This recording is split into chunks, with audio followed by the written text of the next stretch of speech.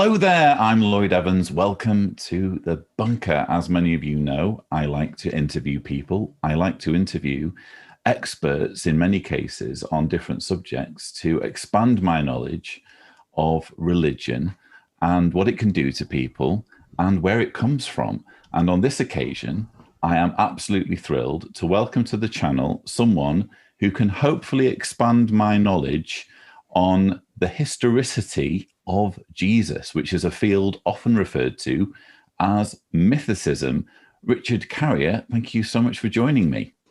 Hello. Yeah, it's good to be on.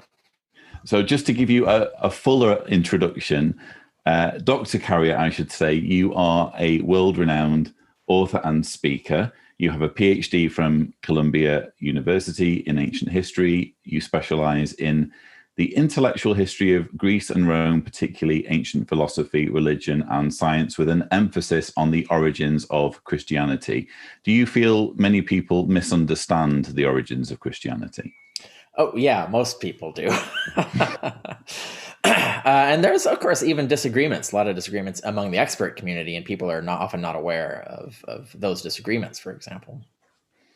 Absolutely. And I thought it might be interesting because obviously you'll be aware that the vast majority of my viewers come to expect Jehovah's Witness related content. In fact, many of them are current or former Jehovah's Witnesses. And just to give this a little bit of anchoring in that whole world, I want to go back to a publication that was published, let me see, when I was young, when I was a lad, 1991. So I would have been 11 when this came out. And I can vividly remember it coming out. Let it get it closer to the camera there.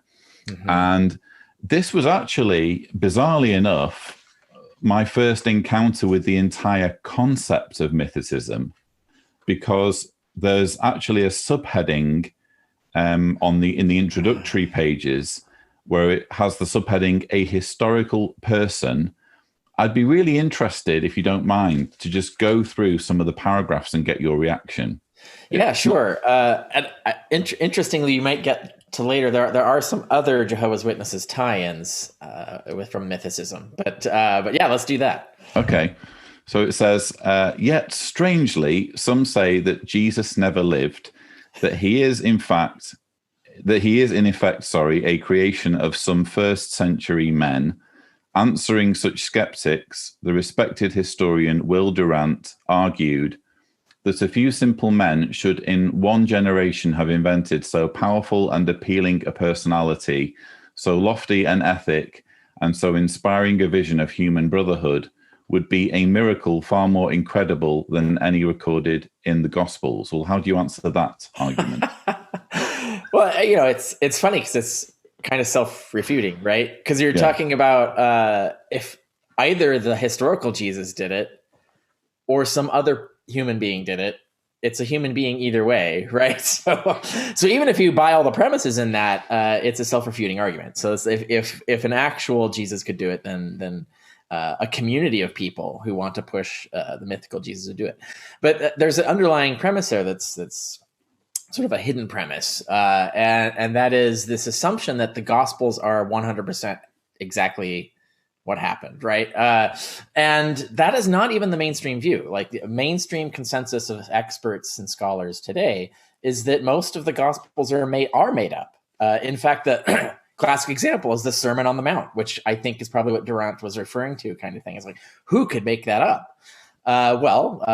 Christian scholar Dale Allison has written extensively on this, and he points out that the Sermon on the Mount was probably written by a Greek-speaking Jew after the Jewish War, so we're talking like 30 years after Christianity began, and attributing it to Jesus. So they like any other rabbis, they'd worked out these solutions to these problems, and to give those solutions authority, they just put them into the mouth of Jesus. And that's normal. Like we have tons of examples of this kind of thing going on. The Talmud is full of this. There's tons of Apocrypha. There's tons of, even Christians have to admit there's over 40 Gospels, or were over 40 Gospels. And you know, the Durant would say that, 90% of them are made up. But if 90% of them are made up, why isn't it 100%? Like if you can make up 10 times more fake gospels? Why can't they all be fake? So, and that's the mainstream consensus now, is that a lot of what's in the gospels has been piled on and accumulated over time and just attributed to Jesus. And that's true even if he existed, right? So that's like what I'm talking about is like even the mainstream view right now is that there was a historical Jesus. He probably taught something original or inspiring, as many gurus and religious founders do. Nothing unusual about that. And then over time, he became an authority, so people just assigned things to him, like, oh, he said this, oh, he said this, oh, he said this, in order to give those things authority. And so that's how these stories. That's sort of intuitively my position, but you're saying that no, there was not even any basis to begin with. Right, that's and so that's where we get to mythicism. Yeah. Right. What is the mythicist position? And it is a fringe position. There are leading scholars who do agree with it, or at least are agnostic. Like they say it's a plausible theory, even if they don't think that it's a confirmed theory. So it is actually a plausible theory. I name about a dozen well-qualified scholars who have at least said on the record that it's a plausible theory, or that they themselves are agnostic as to whether it's correct or not. And you often hear the opposite said, right? But so I just want to make that clear that this is a real position in academia. My defense of it was the first time anyone had published a proper peer-reviewed scholarly monograph with a mainstream respected biblical studies press arguing the case. So it is a real theory in the field, as real as many other theories. Like there's some of the historicity theories, for example, that one of the other fringe theories is that Jesus was a revolutionary. He was a violent zealot. He was basically a terrorist, and then got whitewashed later as a pacifist. Right. So that is an actual theory in the field. There's a lot of peer-reviewed books and articles about it. Prominent scholars advocate it. I don't believe it. I don't think that's a viable theory, but it is a theory that is debated among experts and taken seriously. And I think mythicism is reaching the same status, that it is at least a theory that can be taken seriously and is taken seriously by many in the field. And the idea is that what we see in the epistles of Paul appears to be, like if you look at 1 Corinthians, for example, 1 Corinthians 15, he says, well, according to the scriptures, and we learn from the scriptures, is actually what the Greek says, that he died for our sins, he was crucified, and then he was buried, and then rose on the third day, etc. And then he appeared, and then he goes through a list of people who saw him. If you take this as it's written, Jesus did not appear to anyone. No one saw Jesus until after all this stuff had happened. And it happened, and that means that it happened cosmically or mystically or in some place that humans weren't witnessing to it. They had to learn about it by Jesus, then the risen Jesus coming to them and telling them that this had all happened. And that's what it looks like happened. You know, if you read the letters, there's a lot of passages in the epistles where it makes more sense if you understand this is what has happened, which makes Jesus more like Moroni for the Mormons, right? Or the angel Gabriel for the Muslims, because the Quran is all it was the angel Gabriel appeared to Muhammad and dictated the Quran. So the Quran is actually the words of Gabriel, who's a non-existent person. And you know, the Joseph Smith, you know, had all those teachings from Mormonism from Moroni, the angel Moroni, which there's no historical Moroni, but the religion is based on the assumption that there was a historical Moroni, and Moroni actually founded Mormonism. Like Joseph Smith is just his prophet. He's just the Apostle Paul, the Apostle Peter to that thing. So this model, mythicism model now, the respected mainstream version of this is that that's how it started. It was a revelatory being, that he was this archangel who accomplished this important cosmic drama and so on. And you only could learn about it through secret messages in scripture or through revelations. And then, like within 40 years later, stories were created that put this person on earth, walking around Galilee, interacting with people, performing miracles and teaching, so that the historical person was invented later. And we have this model all over the ancient Mediterranean. There's tons of savior gods that this happened to. You have like Osiris as an example. Osiris was originally a cosmic deity, but gradually they started writing stories where he was a historical pharaoh who walked the earth and taught people and performed miracles and stuff. So like we have a lot of these examples of these cosmic deities that become historicized in order to sell their myth through the myth in the classic sense of myth, where they're allegories and parables and stories, the literal truth of which is not the point. It's the behind the meaning, the moral of the story is the point. It's like, what does this teach you is the point. So that was going on a lot. So it wouldn't be unusual for this to have happened to Christianity. So there's nothing actually in context odd about this. But what people don't know is that it is normal in context. They don't know the context, right? They don't know how common this was, this kind of thing, the revelatory beings being turned into historical characters. And how normal it was to have the weird ideas of cosmic events that could be things like this. And there's a lot of aspects of this that are based on, if you study the actual context, what actual Jews thought at the time, what actual pagans thought at the time, it makes much more sense in that context than if you don't know those things and you hear these theories and go, well, that sounds ridiculous. How could that happen? And it's like, well, if you study the context, it actually makes a lot of sense. And so that's mythicism in a nutshell, right? It's this idea that he actually started as a revelatory being and was turned into a historical character later. And there's a lot of overlap though with the mainstream view. And like we were just saying, that the Gospels, even mainstream scholars who think Jesus existed, even they agree that most of what's attributed to Jesus in the Gospels, he didn't say or do. And so it's myth either way, right? So what's different about mythicism is that I think it's myth all the way down. And so anyway, that's the basic idea of this. Sure. And I think it's interesting that you referred to Mormonism, because, this basic objection that we've just been reading is like saying, well, it would be a miracle to invent this story. And, an associated claim would be, why would anyone invent a story like that? Well, in the case of Mormonism, a very recent or relatively recent example, there's a very obvious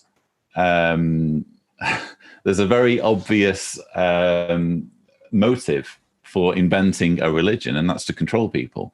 Was it as simple as that? So when we're talking about Christianity and other sacred texts that are based on basically myth, was it purely about controlling people, or was there something perhaps more benevolent about it? Wow, that's a really good question. Yeah. And the analogy goes even deeper than that, right? So you could think like, because Muslims make the same apologetic. They say like, well, who could invent the Quran? It couldn't have been invented. It's like, yeah, of course it could be. And Mormonism is the same way. Like, who could have come up with all of this stuff, all of these scriptures? It's not possible. It's like, yes, it is. And it happened. And even, Durant would agree that it was all made up, right? So there is that deep analogy there that this is what's going on. And I think the idea of controlling people, of course, people who are inventing this stuff like often have benevolent motives, but the idea they come up with for how to make the world better is to control people, right? So it's like it's best intentions kind of thing. And they have the monopoly on the control, incidentally. Right. No, they have the right idea. They know how. They've been watching to see what kinds of ways people can be persuaded to follow something, and then they use that technique. And of course, they think they're doing the good for the world, but in hindsight, you look back and you go, "No, that was just terrible. Why would you do it that way?" And your ideas were bad. You shouldn't have been pushing them to begin with. But people tend to be arrogant and assume that their ideas are great, right? So that does happen. I actually talk about this on the Historicity of Jesus, which is the academic monograph. I put a whole section in there on just what we're talking about. It's like, well, what was the motive? Like, why did this happen? And we have anthropology. I point out the anthropological parallels, which is we see the most prominent example of the cargo cults, which is an early 20th century movement in the Melanesian area of the Pacific, and where and it's called in anthropology, it's called revolution cults, and we have lots of examples. There's the ghost dance movement in Native Americans in the U.S., and you can look at other examples throughout history. And it's usually there's this merger of a dominating imperial culture and a local culture to produce something that's better than both, and it's supposed to move the population forward and help them deal with all of the problems that are usually newly acquired problems. Like, how do you deal with an imperial power that's conquering you or dominating you or controlling the world that you can't even affect? And the old traditional ways just don't cut it. They aren't doing it, and might even be dysfunctional by that point. So you have these revolutionary like shamans or rabbis or whatever try to push this new idea, like this will solve everything. If we follow these rules, things will go fine. And so the idea is, how do you convince people to adopt your new social program, your thing that's going to fix the world and make everything better. Well, the general way to do it is to convince them that God told you, right? And we have lots of anthropology for that too. Like that, if you go out like the Greeks and try to rationally persuade people, that doesn't work very well. People just don't buy it. They think, well, you're just a dude, and we don't trust you. You're fallible, and so on. And then, but if the same guy with the same ideas that he came up with says God can convince them that God told them, well, God is perfect. He can't go wrong. So there must be the correct way to solve society. So it comes down to, how do you convince people God said this? And there's many different ways you can do that. Mormonism shows you one way to do it. Islam shows you another. And Christianity was, I think, doing the same thing. They had or claimed to have had, whether they actually did or not is a whole other debate, visions of Jesus telling them this and saying, hey, everything's going to be better if you follow these rules. If you create this society within a society that is, at the time they were pushing egalitarianism and socialism and sort of retreat from the patterns of the world that were harmful, like the existing family relations and the existing government relations, and just make your perfect little Amish society. And then eventually Jesus will come and melt everybody and accept you, and then you can go to paradise. And so this is the basic message, is like, this is how we make everything better, but you have to convince people that God's agent, Jesus, told you this. That's why this stuff gets invented. And then if you're going to sell it broadly, like really across an entire empire, eventually people really only respond best to stories, right? You can't just go along and say, I saw this guy in a vision, he said X. That isn't as effective. So what you have to do, and because you look around and you see everybody else who's succeeding at selling their religion is doing the same thing, is you tell a story. Well, there's this guy and he came down from heaven and he did all of these amazing things. And the stories are the things that capture people's imagination and get them to want to emulate and follow the religion.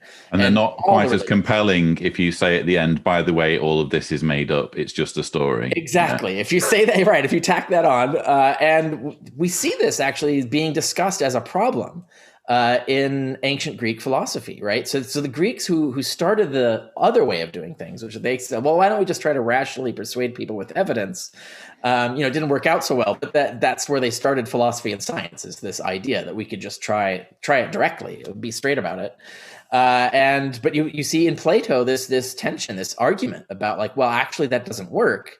And so you see Plato's Republic, his entire argument in the Republic is that you have to do the religious thing. You have to trick people into thinking God told you these things, that these myths are actually true and actually happened, so that people will emulate them and be good, and this will fix society. But this requires you to create a hierarchy of people who are like what he would call the guardians, who are these people who know that the stories are false, but their whole job is to prevent anyone from discovering that the stories are false and to prevent anyone from changing the stories and so on.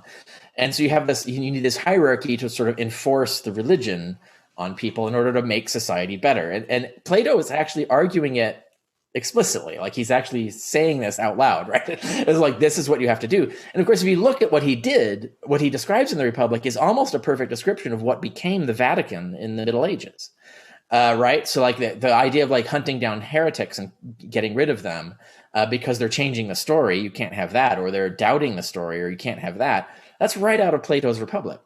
So this is hundreds of years before Christianity arose, and everybody was well aware of Plato's theory. So even people who were thinking about it rationally might have bought this argument from Plato. So this is how we have to do it. So if you ask, like, why would someone do this? Well, Plato says why. And Plato tries to make a very convincing argument as to why you have to do this. And that is in the time and period in which Christianity arose. Indeed.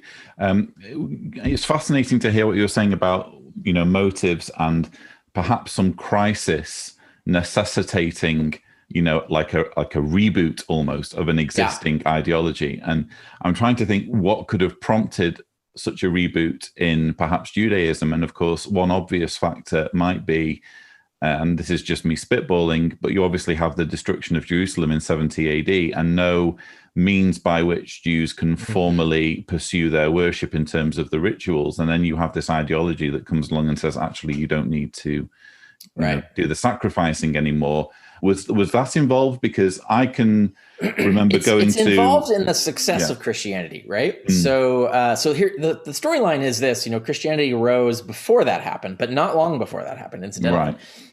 So what had happened is, if you look at the Old Testament, the prophets and so forth, the Israelites are constantly complaining that God promised to them that they would be the master race who would rule the world, and instead they keep getting conquered and dominated by foreign powers, the Persian, the Syrians, the Babylonians, and the Persians, then the Greeks, and then even just when they thought that they were going to get free of that, the Romans come in and take over, and so this seemed to contradict the prophecies and promises of God. So this was a crisis. And also, of course, the Romans brought paganism, they brought corruption, they brought things that violations of the Jewish faith and religion that upset and disturbed them. And so this contradicted their narrative. Like, how could God allow this to keep happening? Why can't we be a free people and live according to our religious doctrines as God wanted us to do? And so this was part of the crisis of this. And a lot of this also centered on the temple, right? So you have the temple cult was absolutely crucial for the salvation of the Jews, because every year you basically had to cast a magic spell in it, commit the right sacrifices, drop blood on the right altars and magic items, and thus you would cleanse all Israelites of their sins, and thus clearing the way for them to be resurrected and to paradise in the future. But the spell only has a spell duration of only 1 year, so you have to keep doing it, and it requires this whole hierarchy of priests, it requires this special temple and all of this stuff. So that became the center of focus, and so it became a center of violence, of corruption, and lots of other things. So there's a lot of these fringe sects were very upset with the direction the temple cult was going and all the problems it was causing. And you had to come up with some way. How can we just get rid of that? Like, so we don't need to worry about the temple anymore. We can just write those people off and still get the salvation that God promised us, and still be following God's rules and so on. And you had a lot of different attempts at solving this problem. Christianity is one of them. And so the idea is, well, the sacrifice of Jesus, that is a much more powerful, it's much better than a lamb. Blood of the Son of God is way better, more magically powerful. And so it lasts forever. So it only had to happen once, and so you don't have to do it again, and so you don't need the temple cult. And this seems to be, from the very beginning, what the religion was pushing, is that you don't need the temple cult. You just need this. And as another example is the John the Baptist cult was doing the same thing. If you read between the lines, John the Baptist was giving atonement for sins through baptism, which is a temple replacing religion, which is one of the reasons why he was unpopular among the elite, because he's basically saying the temple cult is bogus and we don't need it anymore. But people were flocking to him. So that was another way to try and solve this problem. And so Christianity came up with its way of solving the problem. And so this was the crisis, basically, that Christianity was invented to solve. Now, at that point, it wasn't terribly popular. It got some movement and interest around the empire, and very little in Palestine, but some. But as you point out, 30 years later, what happens? The Jewish War. Finally, this crisis comes to a head, and the Romans say, well, to hell with that, we're just going to wipe you out. And so they went in and destroyed the city, destroyed the temple, sold off into slavery tens of thousands of Jews from the region, and they permanently left Jerusalem a ruin. Actually, it was forbidden territory. You couldn't go back in there. No one could live there, so you couldn't reboot the temple cult. This was their punishment for the Jews rebelling, right? So no, you don't get your city back, you don't get your temple back, it's done. And this was catastrophic within the realm of Judaism at the time. And so there were all these movements to try and figure out, how do we still be Jews without the temple? And so you have the rabbinical solutions arise. But this is a perfect new market for Christians to push into, right? So it's like, oh, you know what? We had been selling this idea all along. So this coming shows that we're right? I'm selling, we've already got a solution. We've had the solution for a while. Why don't you buy into our solution? And it's precisely when this new market opens up that the Gospels get written, right? So the story gets turned into this sort of marketing campaign for their particular Galilean hero. So the Gospels were post Jerusalem's destruction. Correct. Yes. Yeah. And that's mainstream conclusion. This is not a fringe view. This mainstream consensus is that all the Gospels are written in response to the war. I'm fascinated by this subject because I have been to visit some fragments of the Gospels. They had a fragment where I grew up, in fact, in Manchester at the John Rylands Library. Right. I also saw a fragment in Dublin at a library there as well. So, but these fragments typically date from sort of 100 onwards, don't they? Well, The earliest that we can date them confidently is roughly 200 AD. Okay. But mind you, this is there used to be arguments pushing them earlier, but the current view is that these papyri date 200 AD plus minus 50, right? So maybe 150 at the earliest, but that's really pushing the dates probably beyond than they could. It's generally about 200 AD is where the earliest stuff. So the Rylands Papyrus is a classic example. It's one of the earliest papyri. But these, of course, are just happenstance fragments of copies that survive. So they don't represent necessarily the originals, right? So like the fact that we have a 200 AD copy is impressive. Like to have a copy that close to the original composition is unusual and uncommon and again nice to have. But the view is that what the text that's in those manuscripts was written much earlier, and there went through many more copies before it got there. And the view of when the texts were written, when they were composed, is between roughly 70 and 120 AD. So there's this period of about 50 years during which the Gospels get written. We can't be any more precise than that because the Gospels don't date themselves. They don't say when they were written. They give very little information about it. I was going to say that because one of the things that really blew my mind, and you must remember as well, coming from a Jehovah's Witness background where you're a Bible literalist and there really was a Matthew and there really was a Mark, etc. You know, to find out that we actually know more about the writers of the Old Testament than the New Testament, and that Matthew, Mark, Luke, and John were assigned names and we actually don't know who wrote those books. I mean, this was all mind-blowing to me. Yeah, and that's mainstream, right? That's not even fringe. That's the current consensus, is that we've pretty much figured this out. And there's a lot of evidence and reasons why scholars have come to that conclusion, that is the case. Those are made-up names that were just assigned to these. The Gospels are originally not assigned to people. I think when they're originally written, the idea was not to claim ownership of the text. That's a very human. Yeah, it doesn't say in the book of Matthew, I'm Matthew and I'm writing this. Exactly, because that's right. This is the story. This is the community story. So it carries more authority without a name to it. Now, it's later they had, once the church started pushing the idea of pedigrees, where it's very important to say like so-and-so taught so-and-so all the way back.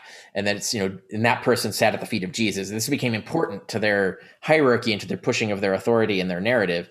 Then it became important to assign names to the Gospels, because then they're trying to push this particular way of doing this, a particular way of arguing that these are authentic texts. They're trying to look more respectable and more like the Greek historians and Greek religions and Roman period and stuff. So they're actually that's a later development, something that they wanted to change and sort of repackage this stuff. And it happened when the four canonical Gospels, what would become the canonical Gospels, were put together in a single edition. And that's when they were assigned these names. They weren't assigned names before that. They were separate community documents, and they were all claiming to be the gospel. So like originally, when Mark is the earliest, actually, this is another thing that people often don't know. Mark is the first gospel to be written. And it's very Greek. It's appealing to people who have a Greek education or know Greek stories. In addition to the Jewish background to it as well. So it's kind of merging. It's a very good example of this revolution cult, where they take the elite culture and the local culture, the Jewish culture and the Greco-Roman culture, merge them into something that is supposed to be superior to both. And so that's what Mark is doing. Now, Mark is advocating for Paul's sect of Christianity, which allowed Gentiles to join without converting to Judaism, which was not the original teaching, incidentally. That is an idea that Paul came up with after all this. So even if Jesus existed, Jesus was not on board with this. Jesus was a Jew and expected everybody to convert to Judaism to be saved. That would have been the historical Jesus' perspective. He would have been appalled. Can we just place a flag here? You've just said there's no historical Jesus, but there was a historical Paul. Oh yeah, I do. I do think so. Yeah, right. And I have a blog on that if people want to go into that. The Historicity of Paul. If you go, my blog is at richardcarrier.info. So if you just go to that URL and you can find. He was just telling a bit of a porky pie when he was on the road to Damascus. Right. Yeah. So he was a latecomer, and then he came up with this idea of expanding the church by letting Gentiles in, which of course led the church to be flooded with Gentiles, and therefore it eventually became a Gentile religion. And it became divorced from Judaism. There's more reasons why the Gentile church started distancing itself from the Jews because the Jewish war, and then there was another Jewish war, and so being Jewish was very unpopular. So so the Christians were very much big on pushing the idea that they were not Jews, and they actually anti-Semitism in Christianity evolved out of this. Well, we hate the Jews too, right? So we don't stop hating on us. That's the kind of idea that transpired. But that's the development that occurred, but the sect that wrote Matthew, the Gospel of Matthew, that sect was a Jewish sect. So these were people who believed that you had to convert to Judaism to be a Christian, flat out. There's no other way to be a Christian, no other way to be saved. They didn't like Mark's gospel because Mark's gospel is pushing this other narrative. It was written for the wrong community. So they took Mark's gospel, copied most of it, and then added in a bunch of stuff. Basically, these what are called the 5 great discourses. They added these 5, and 5 meaning the Pentateuch. So this is like a reference to Moses. So they have these 5 different big speeches, including the Sermon on the Mount, for example. And they attributed those to Jesus. And what they did is they said, no, this is the gospel. So rather than saying the gospel according to Matthew, they were saying, no, this is the original gospel. That Mark, or it wouldn't have been called Mark at the time, but this other gospel, this shorter gospel, that's fake. That's bogus. Someone has meddled with it. This is the original. This is the actual gospel. So they were actually selling it as the gospel, not the gospel according to a certain person. It's the gospel, the original gospel. There is no other, right? So, and then, Luke comes along and does the same thing. John comes along and does the same thing. And I use these names, just because we don't have any other names. We don't know who these people really were originally.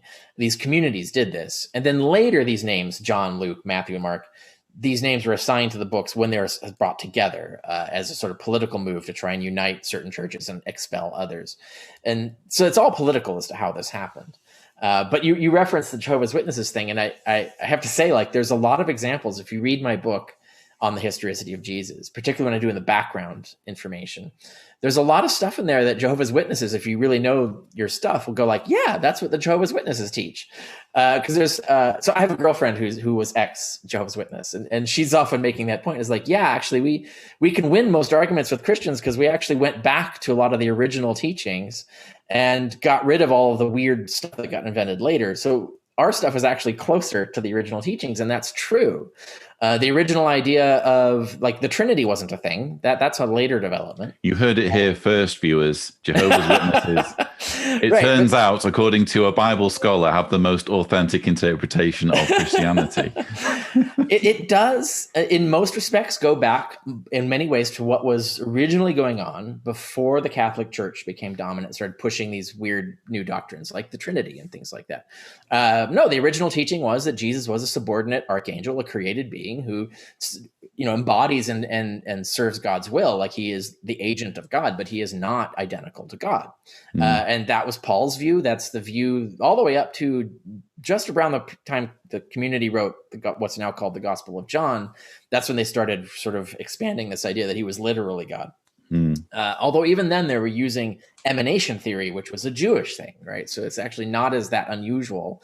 It wasn't that startling a development. And even John's not a Trinitarian. So that idea is a further evolution later in the thing. So there's a lot of aspects of Christian sects that were later additions that were not part of the original sect. Whereas Jehovah's Witness, their belief seems in many cases tries to get rid of all that accoutrement and go back to what they think was more original. And that I have to give them kudos for having done that, because they've often done a good job of it. Well, the road to hell is paved with good intentions, isn't it? They wanted to get the authentic version. But I find it interesting what you said about Matthew being kind of a retake or trying to be an improvement almost on Mark, which was the first to be written. One of my first encounters with Bible scholarship came as a Jehovah's Witness when I called on someone who was an academic, and he pointed out, because he just read about it apparently, he pointed out about Alma and how the whole story of the virgin birth in Matthew came about due to a mistranslation in the Septuagint of the Hebrew word for woman. So I found that really fascinating, and the clues are there actually in the Gospels. It's kind of a giveaway when they're saying he did all of this to fulfill this verse. He did all of this to fulfill this verse. It's kind of obvious that the writers are bending over backwards to tick as many boxes as possible to make their Messiah plausible. Yeah. They're literally saying, well, there's this story or this prediction, so let's tell a story that fulfills that. Yeah. Right. So that's literally what they're doing. Now, it started even more strangely than that. So there's a backstory here, which is when the original Christianity arose. There was a popular Jewish tradition, especially among fringe cults, and we have this at the Qumran community, the Dead Sea Scrolls and stuff, of called Pesher. And Pesher is this idea that God has hidden messages in the scriptures. And so and he's hidden them in a clever way. And so only an inspired person, a person inspired by the Holy Spirit, can figure out the secret code. And what they would do is they'd find a passage in one book and this completely unrelated passage in another book. And they would be inspired to say, oh, these are referring to the same thing. And you could cut and paste different passages and put together a story. And that's the secret story that God hid in the Bible, right? And so they're trying to form these sort of secret stories, these peshers, in many different ways. And Christianity arose from a pesher. That's what you see when Paul in 1 Corinthians 15 says, according to the scriptures, Jesus died and was executed and was buried and rose again and on the third day. It says all of that is from the scriptures. That's a pesher. It's a good example where they're finding. We don't know which passages they were using because he doesn't say, but we know there's lots of things where they're finding these passages in random places, putting them together and finding a story that is the secret story that God was hiding from the world. And 1 Corinthians 2 says this is a story that God hid from the world. And you look at Romans 16 at the end of that, it says that it was hidden in scripture. So these are all references to pesher. So Christianity arose from doing this, trying to take stories, invent stories by taking pieces out of scripture. And that's the story. But of course it was all, symbolic or whatever.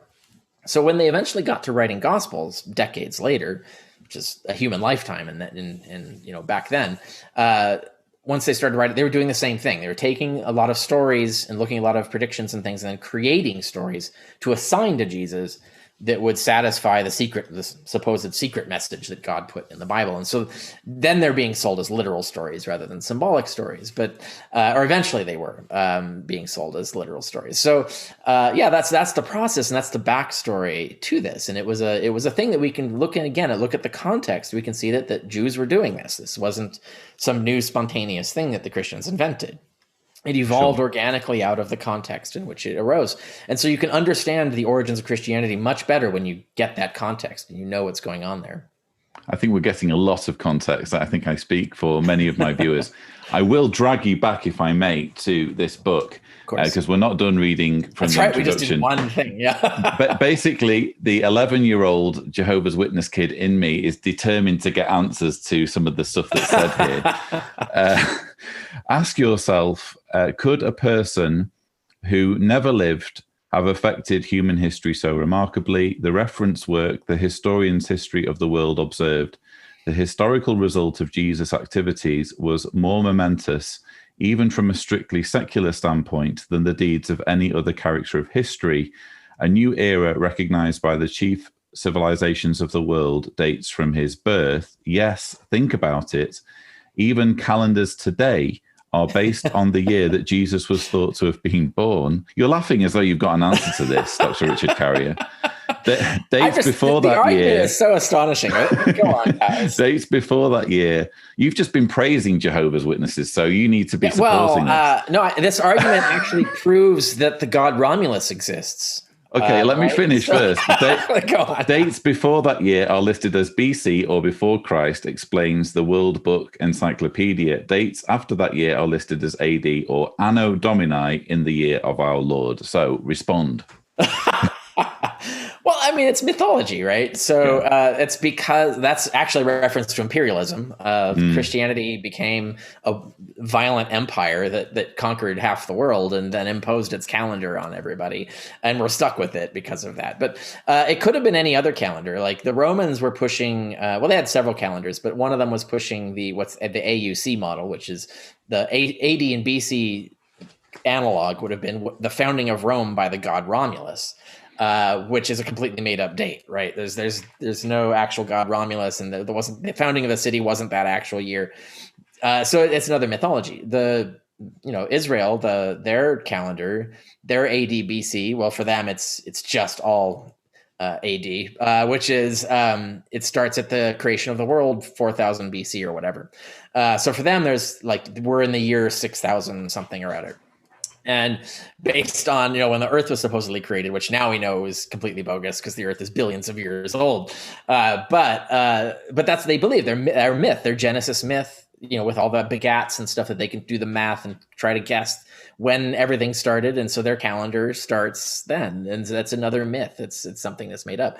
If Mormons were to become a great empire and take over the world, they'd probably recalendar everything by the visitation of. That sounds like a strange prophecy that's just been made right here on the Lloyd Evans channel. But that's what happens. I mean, we're talking about political mythology. It has no connection to whether the myth is true or not. It doesn't in any way make it a factual thing. Just pressing on with this. Although references to Jesus Christ by early secular historians are meager, such references do exist. Cornelius Tacitus, a respected first century Roman historian, wrote, "The name Christian is derived from Christ, whom the procurator Pontius Pilate had executed in the reign of Tiberius. Suetonius and Pliny the Younger, other Roman writers of the time, also referred to Christ. In addition, Flavius Josephus, a first century Jewish historian, wrote of James, whom he identified as the brother of Jesus, who was called Christ." Yeah, I like that they don't mention the forgery in Josephus. Usually I know what you mean. I actually have Josephus, and I'm aware of what you're referring to. So there's a part that looks almost certainly added to say, oh, by the way, there was also this Messiah, and whoever wrote that is, don't mention that. That will make things look bad. Okay. So they cut that out. Actually, it's interesting. This reminds me, I do have an article on my blog specifically addressing the website Jehovah's Witness, the official Jehovah's Witness. JW.org. Right. Yeah. They have an actual page basically repeating what you're talking about. This is why we know Jesus existed. I have a rebuttal to that. So if you want to see the direct rebuttal to these things, like I do have an article on this, and it'll go in maybe more detail with more links and stuff, but so people can go find that. But yeah, so I love how they start out with first century historian. In fact, Tacitus wrote in the 2nd century. So we're already fudging the facts here a little bit. He lived in the 1st century, his life overlapped that. But he wrote about 116. So this would be the Annals. He wrote about 116 AD. Now, I think he didn't mention Jesus. I think that's an added verse. Mm-hmm. But even if he did, even if the text we have is authentic, all he's doing is repeating what the Gospels were disseminating by that point. There's no evidence that he fact-checked them to go see if the Gospels were literally true. He's taking the text circulating at the time at face value. Yeah, and he would, because it's such a ridiculous story. Tacitus loves gossip. If you've ever read any of his books, he loves embarrassing I'm always stories. reading Tacitus. I'm going to be honest, yeah. Well, he loves embarrassing stories. So for him, this elitist pagan Roman, for these Christians to go around claiming that they worshipped an executed criminal, to him is just a joke. That is just precious, right? It's to him, it's oh my God, this is the best story. These crazy Christians worship an executed criminal. Isn't this hilarious? So for him, it doesn't he would prefer it to be true, because it's more effective rhetoric for him to denounce these foolish people. So there wouldn't be any reason for him to fact check that. It's already too delicious that they're telling this story themselves, that they're admitting to it, right? And so from his perspective, and now this wasn't the perspective necessarily of the lower ranking illiterate Romans, who might have a very different attitude about this than this elite historian did. But from his perspective, that's the case. So he's just repeating what the Gospels are saying, and he gives no references to any other source. So we can't use that. It's if you have a newspaper writing about Joseph Smith's claims, that doesn't corroborate those claims. It's just repeating them, right? Yeah. So that's why we can't use that stuff. And all the other references there are just like that. There's Suetonius and Pliny the Younger. Right. Yeah. Well, Suetonius doesn't ever mention Jesus, first of all. Are you saying that my religion was lying to me, Dr. Richard Carrier? Of course. How dare you? Yes. Suetonius just mentions that Nero persecuted Christians. He doesn't say anything about what the Christians believe. Oh, okay. Yeah. Okay. So he doesn't refer to... Now, there's some claims that there's this other Jewish rebel in Rome that was mistaken for Jesus or whatever, but that's a ridiculous argument. So there isn't any clear statement in Suetonius like we see in Tacitus, right, that we just discussed. And Pliny the Elder is the same way. Pliny does not refer to Jesus as a historical figure. He only talks about Christ as a God they worship. So he also doesn't reference a historical Jesus. And so the only other reference there would be the Josephus one, which, you and I just mentioned that there is a passage where he talks about Jesus, but that's almost certainly a forgery. He didn't write that. But this book, you notice that they reference the James passage, which is an important example. There are three ways to look at that. The one is the way they're looking at it is like, well, Josephus knew about a brother of Jesus and one called Christ. That must mean that Josephus knew that he was historical, etc. It doesn't actually mean that, unfortunately. I think that the line about Christ, there's just two words, actually, not even a line, were added later. In fact, I think I've published peer-reviewed articles on this about why that actually got accidentally added to the text. It was never originally about that Jesus. It was about a completely different Jesus. But even if that's what he wrote, like I just said with Tacitus, even if the text is what Josephus wrote, all he says is that James was the brother of the Jesus who was called Christ. That doesn't mean that Josephus knows anything factual about that, because all the Christians were going around claiming to be the brothers of Jesus. That Paul says this, like, if you become baptized, you become a son of God, and thus become one of the brothers of Jesus. Jesus is the firstborn of many brethren. That's like an exact line. So all Christians were preaching this idea that they were all the brothers of Jesus. So if Josephus got some information that James, the brother of Jesus, got executed for something, so that's what he would report. He wouldn't know that was actually a cultic reference, not a biological one. Okay. And there isn't, you look at the story, he's not really interested in the Christian part of it. He's only interested in the completely unrelated part of it, of who killed James and what happened to him. He doesn't even care about James. Like, he doesn't even tell us what James did to get himself executed. He's uninterested in this. So he wasn't researching it. He was just telling a story. Sure. And we can't confirm that he verified any aspect of that story. And like, for example, what did brother mean in that context? There's no evidence that he would have known. So unfortunately, that's not usable either, even if we believe the text, and I don't think we should. I think the called Christ, those two words weren't even there when Josephus wrote originally. So yeah, it's the really weak tea, as we call it, in terms of... Where were you when I was 11, Dr. Richard Perry? I needed all of this information then. And I'll just read the final two paragraphs in this section. The New Encyclopedia Britannica thus concludes, these independent accounts prove that in ancient times, even the opponents of Christianity never doubted the historicity of Jesus, which was disputed for the first time and on inadequate grounds at the end of the 18th, during the 19th, and at the beginning of the 20th centuries. Essentially, however, all that is known about Jesus was recorded by his first century followers. Their reports have been preserved in the Gospels, Bible books written by Matthew, Mark, Luke, and John.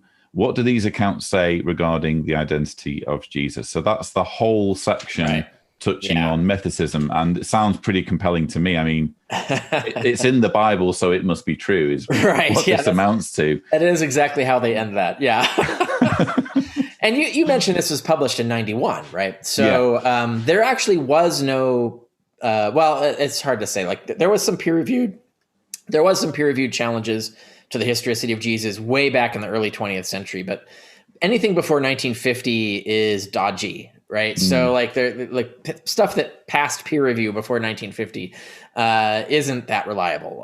So that's why, in fact, this is a thing that I was taught when I went to Columbia University Graduate School. One of the first things my advisor said is, don't trust history written before 1950. And it's not that we distrust everything before 1950. It's just that there was a huge shift in methodology and its reliability around 1950. And there's an interesting sociological reason, but that's unrelated to what we're talking about. But that made things after 1950 are more reliable. And generally, even in general, like, if you find something that far back, you need to see what is the current research on this. It might have changed.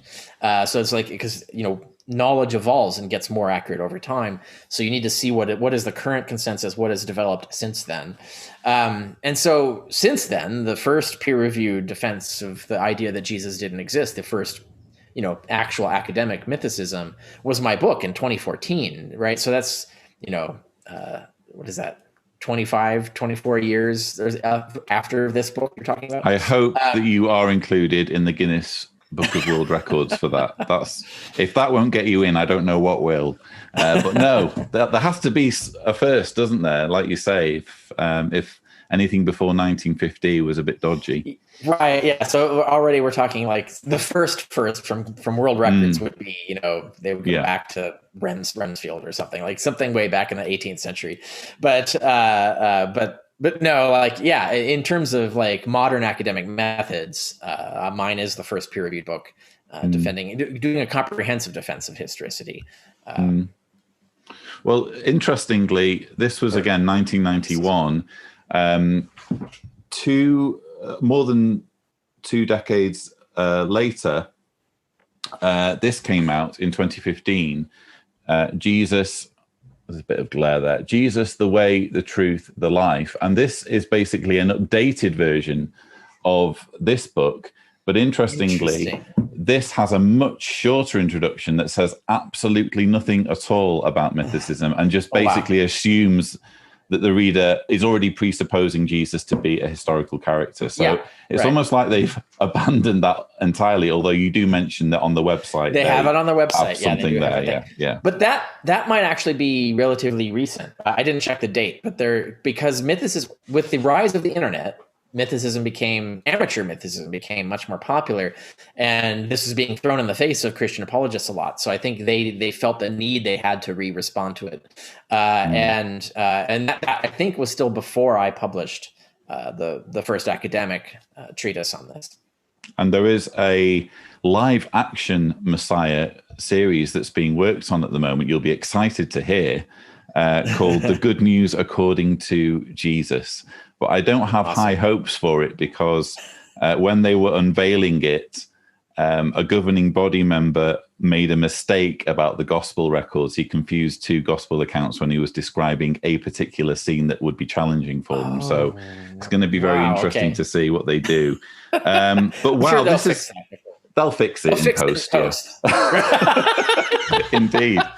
But wow, this has been an absolutely fascinating conversation and a real eye-opener.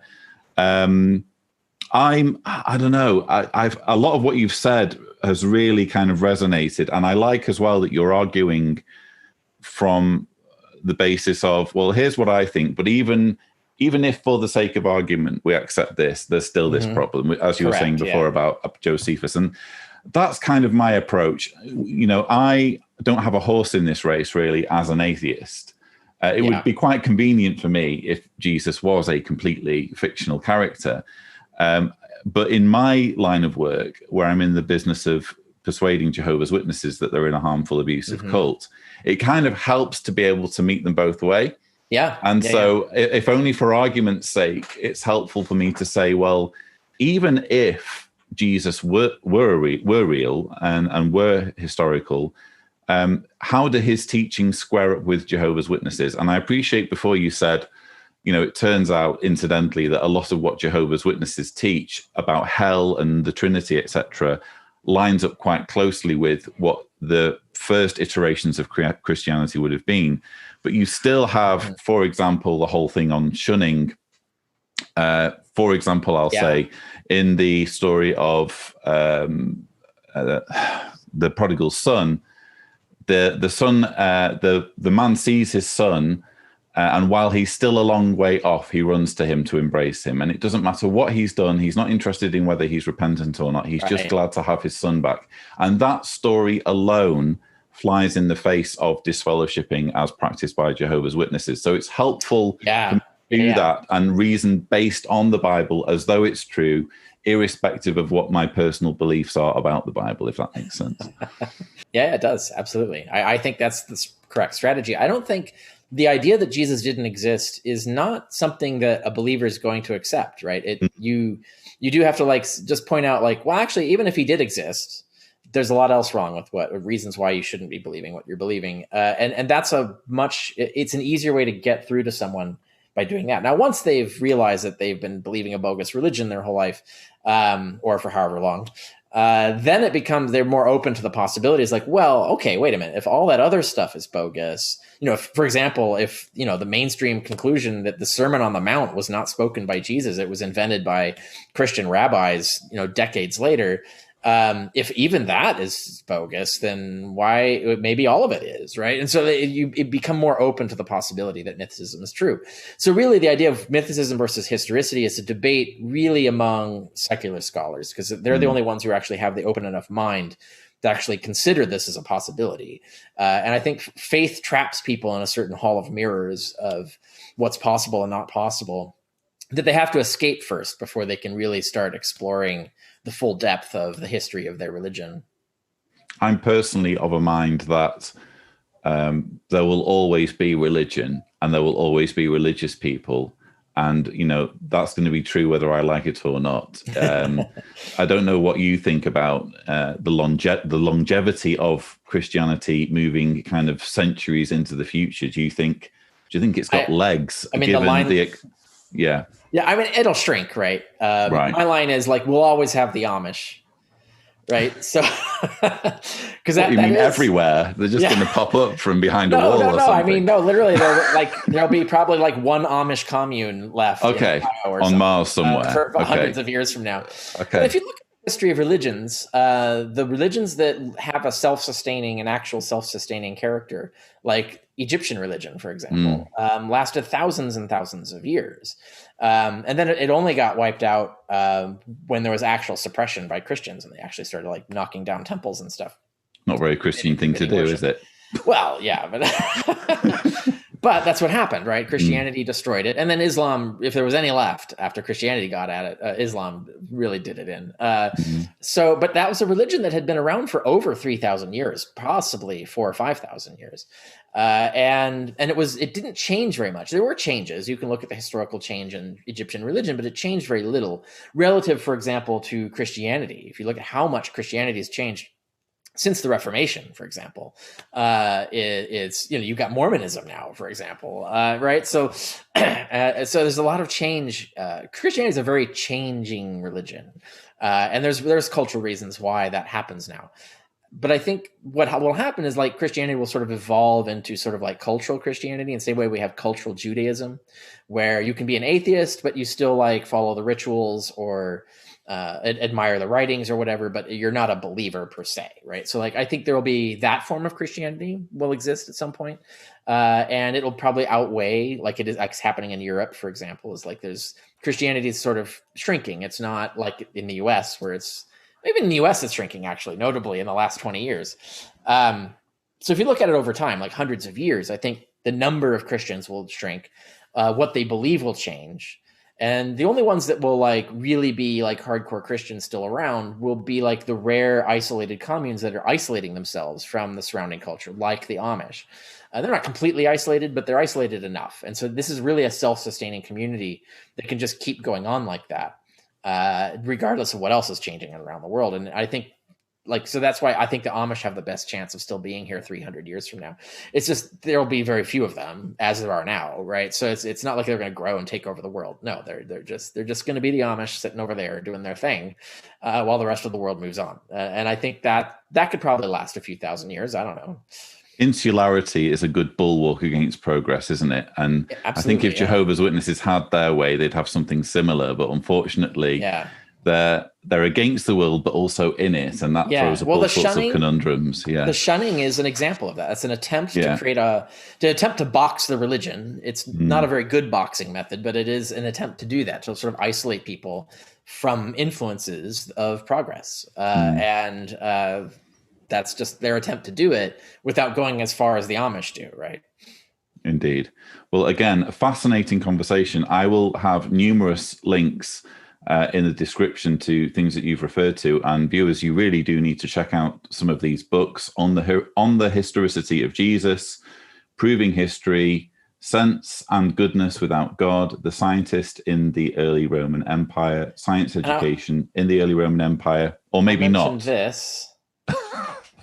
So Jesus from Outer Space. This is the new one. Okay, sorry. I thought you didn't want them to check those books out. It's much shorter book. Okay. So if you want an introduction to mythicism, that's the place to start. Jesus and then if you from want to outer dive space.